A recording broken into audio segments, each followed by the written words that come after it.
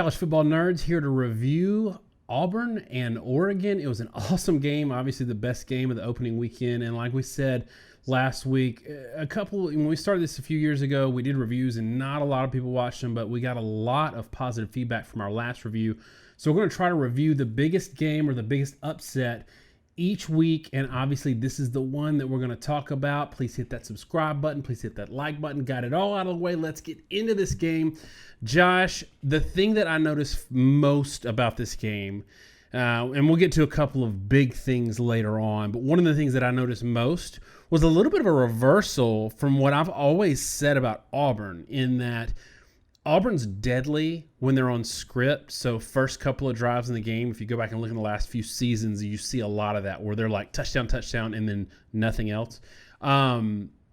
I think Oregon fell into this trap a little bit where on script, the first couple of series, the scripted drives that every team has, when they came out of the gate, they looked unstoppable. And the difference to me between on script and off script was really stark, and I felt like this offense kind of fell apart, and the play calling and adjustments really fell apart where they could have gone for the neck, and they just could not execute. Did you see the same where almost all their offense, it felt like, that was really good came from those scripted drives, and then it fell apart when they had to react during the game?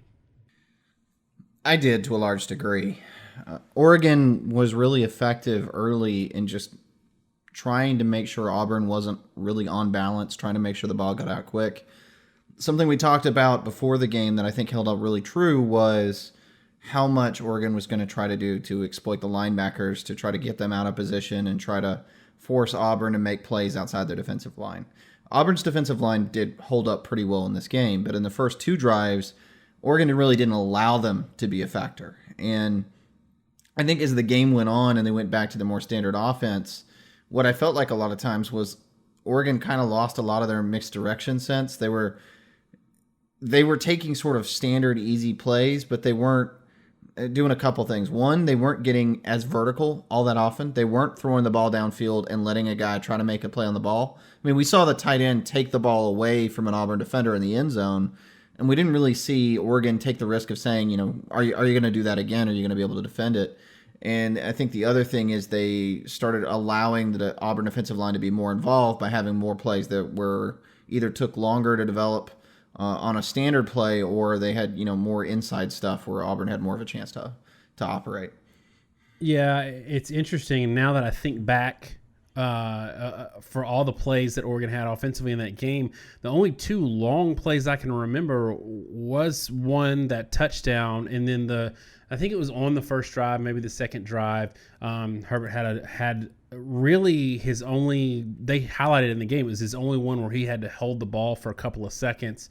That one down the seam that was really nice. One of the things we identified going into this game that was a big concern of ours that I think sort of played out was the new linebackers for Auburn being a little bit potentially out of sorts or being a bit of a liability. Tell me, did you feel like we were kind of proven true in our prediction for that? I think you have to say we were, and this is where we finally have a little bit of data to run by. Auburn's defensive stats in this game, Denson led the game in total tackles, in solo tackles, in sacks, and in tackles for loss. Denson's a safety.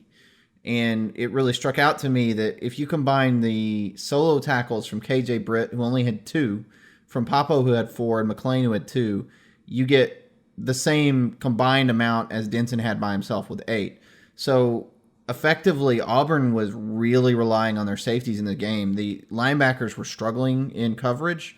They were struggling a little bit in run support, not as much. But when they were moving to side, they were frequently not in position. The thing that saved Auburn was that the safeties were routinely crashing the alleys. They were routinely crashing down on those horizontal plays. And that's kind of the shift Auburn made. I mean, we talk about the first 3 drives from Oregon, and it's hard to really separate these two concepts. I think to a certain degree, Auburn really just made an adjustment defensively where the safeties were going to be a little closer and they were going to have more of a responsibility in the box and responsibility to handle the running backs and the tight ends out of the backfield. And so I think the linebackers were a liability. But I do think also, to your point earlier, I don't think Oregon ever really countered it. They never, because they took away the vertical component, where the linebackers struggling really hurt Auburn early. When they adjusted, when they brought the safeties in, Oregon needed to test them downfield to get the safeties back out of the box, isolate the linebackers again. They never really did that counter, so Auburn's defensive change really was able to hold up for the rest of the game. One of the other concerns we flagged going into this game was Bo Nix, freshman quarterback.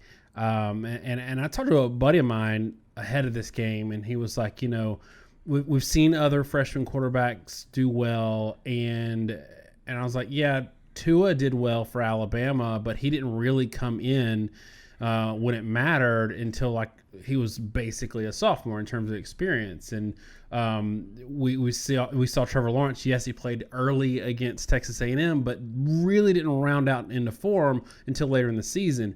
It's a different story when you have to start your first game. So for me, and tell me if I'm wrong, for me, I think there's going to be a lingering thought of, Bo Nix won the game. He's, big time quarterback. What a game, blah, blah, blah.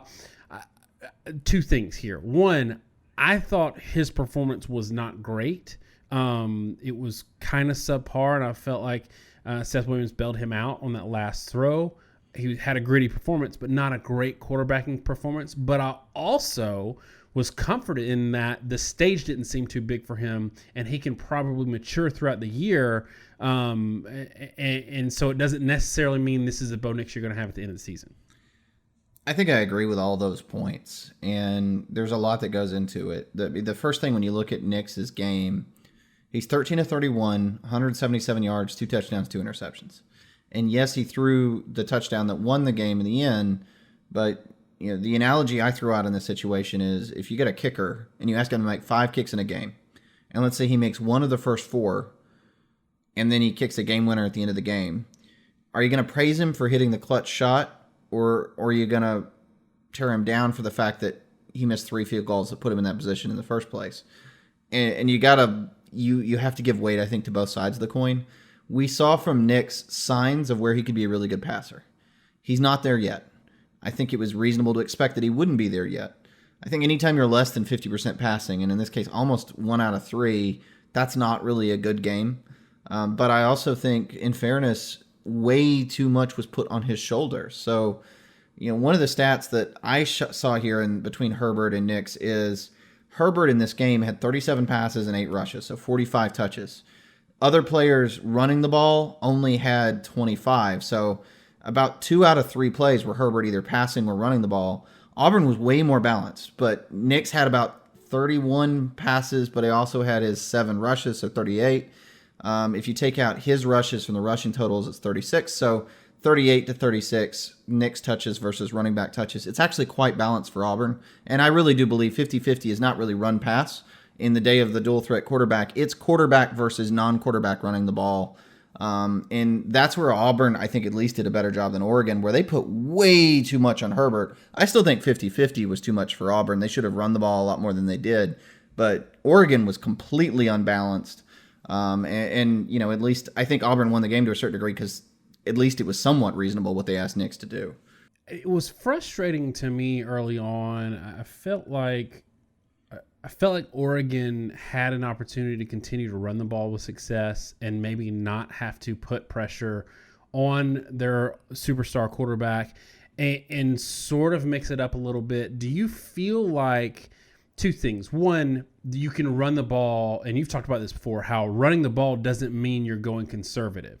You can run the ball in certain situations and not have a conservative game plan. Do you feel like, one, that they went conservative second, third, even fourth quarter when they should have gone for the jugular? And two, do you feel like they abandoned the run given the success they had early in a way that they shouldn't have? I do think Oregon...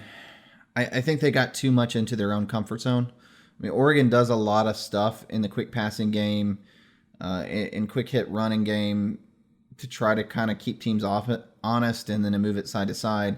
The problem was at a certain point in that game, and it took way too long, Auburn started doing more press coverage and challenging Auburn to throw the ball downfield. And I just didn't see Oregon ever really shift out of that. And so when they didn't, I think that really hurt them in the game. Whereas, Auburn, I know they didn't hit many of their shots, but they kept taking shots throughout the game, and all they had to do was hit on a couple of them. We say this all the time, right? If you get a game that's scoring in the low 20s or the high teens, which this game was a low 20s game, you only got to hit a couple plays to win the game, right?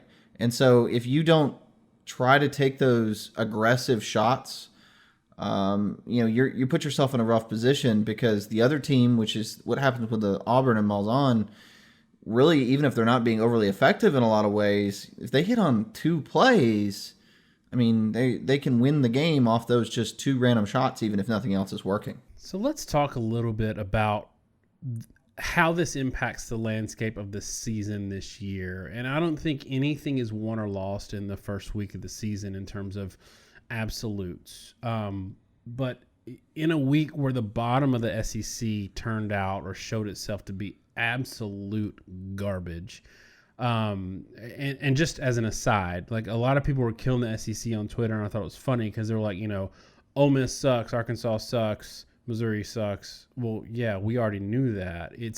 For me, the argument is, okay, but look at the flip side of that. The top 4, 5, 6 teams in the SEC are better 1 through 6 in any other conference. And this isn't a toot the SEC horn. It's, you got to look at the whole thing. And right now in the Pac-12, you've got, in my mind, Utah, Washington, and Easton had a great day, so they might be a legit contender, and Oregon.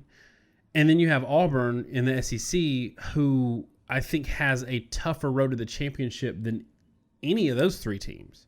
But let's say that Oregon runs the table in the Pac-12. How bad is it for Oregon that they lost this game if Auburn goes, say, 8-4 or 9-3 at the end of their SEC season? It all matters, right? And it's important to bear in mind that Auburn was the 6th highest ranked SEC team, where Oregon was the top highest ranked Pac-12 team. I don't know if Auburn's really the 6th best SEC team or not, but I do know the teams in front of them, and you have to run down the list or you kind of lose track of how many it is.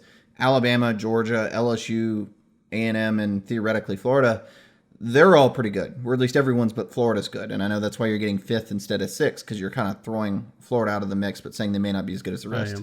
I think when you do these comparisons and you get to the playoff discussion, it's going to be hard now for the Pac-12, if Oregon has a really, really good season, to have a ton of credibility, because if it's Utah or Washington, I mean, Washington's going to have to show probably that they're not just even with Oregon, but they're better. I don't think either one of those teams can almost afford a loss to Oregon. You certainly probably can't be a 1-loss champion and have any argument against an SEC team. And then it gets really icky if, let's say, Alabama beats LSU. That's LSU's only loss. LSU blows out Auburn, and then Oregon wins the Pac-12. I think the committee is going to have a really hard decision, and they're probably going to put Oregon in because they're the conference champion. But then you've got a pretty solid argument in that case that LSU is probably better than Oregon. Oregon lost their one shot, so it's going to have a real impact in a lot of different ways. This may be sort of tipping my hat to how it goes in the rest of the season. I think there's a lot of parallels right now to 2011. I think the SEC is really top heavy, and you got to be careful looking at how bad the bottom was, because I think the top teams in the SEC are very, very good this year. And the odds of 2 teams coming out of the same conference, I think, are higher this year than they've been in a while. And that's why it really hurts when Oregon loses this game. We're going to do this for Auburn and Oregon. We're going to do it really fast. Let's do Oregon first. Give me one thing that you saw that you really liked about Oregon that you weren't expecting maybe. And one thing that they desperately need to improve on if they're going to have a shot at the playoffs. The thing I saw from Oregon that was good was that the defensive line was able to have a lot of impact in the game. Now, we kind of flagged that might be the case because we weren't sold completely on Auburn's offensive line, but I do think it's a really good sign for Pac-12 play. The thing from Oregon I saw that didn't impress me so much was I didn't think the receiving core was particularly good. I didn't think they got much separation in the game. We talked about a bunch of guys were out, and they've been in and out of the lineup for the couple weeks prior. Everybody gave us a hard time for not knowing exactly who was going to be out that Saturday. But I didn't think they were all world. For Auburn, I think the good thing in that game really was the play of the safeties in particular. We already knew what the defensive line was like, but the safeties covered up a lot of issues for Auburn defensively. We already touched on that. I think the bad thing for Auburn really is the opposite of the good thing for Oregon. They didn't get a lot of push. They didn't run the ball particularly well, and it put them in a bad position in a lot of the game. And that might have worked against Oregon, but no offense to Oregon, there's going to be fronts in the SEC that are a lot better than Oregon because there's some really, really good fronts in the conference, and it's going to be hard for them to operate their offense when they're not getting any push in conference play. All right, y'all, that's our review of Auburn and Oregon. Like I said, we're going to do one of these each and every week. So even if we have some previews that we put out for games that you're not very interested in, keep an eye out for the review because there's generally some good discussion there for us, especially because we have some data to work with, especially as the year goes on. We'll have some more comparative data. So keep an eye out for those. That's it, y'all. Thanks so much. Have a great week. God bless.